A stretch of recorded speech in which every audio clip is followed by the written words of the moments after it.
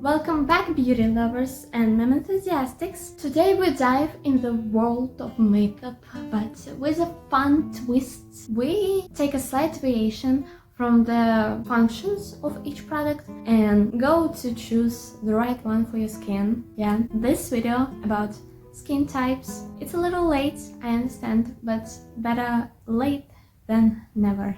How to determine your skin type. The cleanse and wait methods. Wash your face with a gentle cleanser. Avoid any harsh scrubs or products with active ingredients. Pat it dry and leave your skin bare. No moisturizer. Go about your usual activities. Avoid touching your face. Wait for about an hour and observe your skin's feel and appearance. Take a note of any oiliness areas, dryness, tightness, or breakouts areas.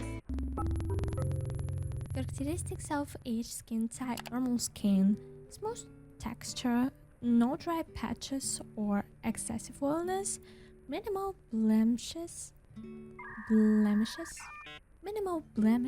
and a balanced appearance.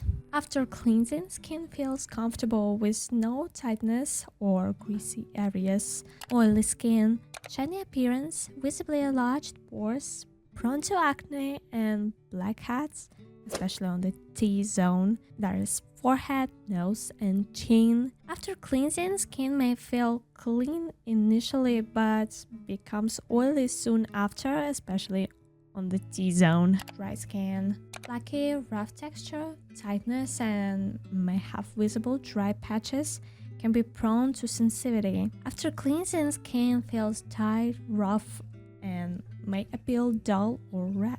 Combination skin, a mix of oily and dry areas. Typically, the T-zone is oily, while the cheeks and other areas may be dry or normal. After cleansing, oily areas feel greasy, while dry areas feel tight and rough. Sensitive skin, easily irritated, prone to redness, burning, or stinging sensations, can react to various products. After cleansing, skin may feel tight, itchy, or experience redness. Acne-prone skin, frequent breakouts, may be oily or have mixed characteristics, can also be sensitive. After cleansing, skin may feel oily with breakouts or may be dry in patches but still has breakouts due to excess of oil. The oily skin characterized by overproduction of oil from your sebous glands. It led us to the shiny appearance. Oily skin often has prone to black or white heads. So how to prepare your skin for makeup? The first step, cleansing. You use gentle cleanser, gel, or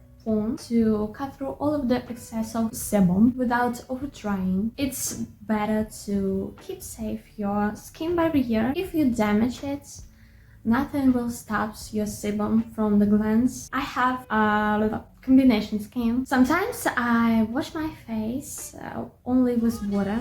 It's usually on the morning because I was home all of the night. I can use only just water, moisturize it, and go somewhere. After the weekday, I back to home and clean all of the dust from my face with cleanser. I think it's better for my skin. Of course, it's better to talk about it with your dermatologist, and always remember that we all want to see Instagram picture on your face, but we're not BR robots, so all of the problems, it's okay. You can solve it with your doctor. Despite the production of your oil, your skin can still be insufficiently hydrated, so you should use moisturizer. Moisturizing will help to smooth your skin and reduce size pores. Choose an oil-free,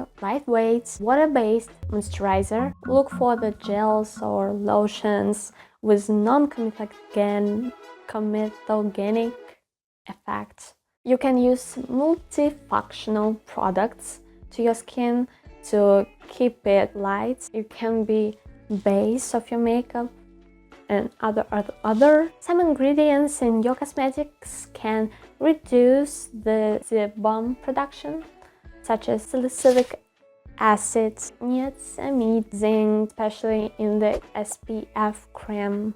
You know what I mean? Okay. Priming. If your moisturizer doesn't have priming effect or you need it more, choose the matte effect primers. They're not reducing sebum from your glands, but it can hide all of the oil that you want to hide. So we did the makeup with lightweight products without oils in it. We avoid making it heavy and sticky. How to keep your makeup clean through the day. Use a mattifying setting spray or powder to help hide excess of oil and set makeup. Consider using translucent powder in the T-zone or all over your face if you need to prevent shine through the day.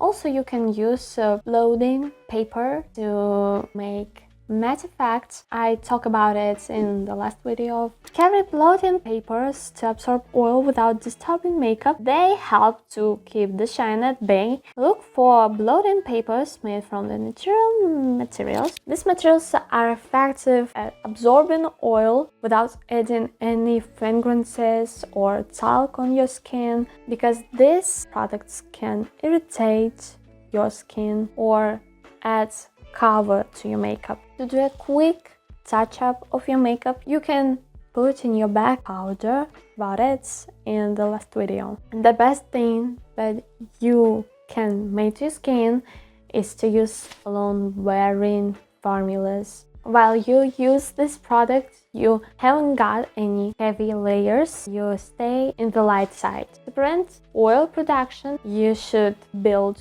your own fight with this problem. For each skin type, consistency is the key to make your makeup look better and stay on the place through the day. Look for the foundations labeled matte or long-lasting, ideally with lightweight consistency. That will provide you building cover. Non-comedogenic will be protect